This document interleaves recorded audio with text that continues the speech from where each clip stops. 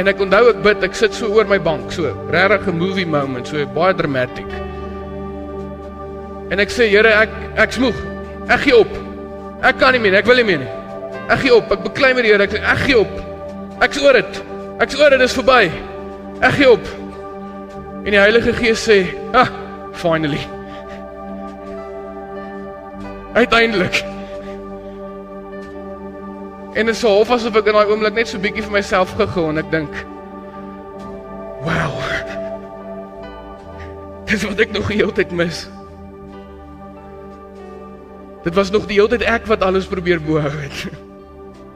Dit was nog die hele tyd ek wat probeer alles aan die gang hou het. Vir die mense in die kamer wat nog nie vrede ervaar nie. Miskien is dit omdat daar nog 'n aspek van jou lewe is wat jy wil beheer, wat jy hom nie toelaat om te beheer nie.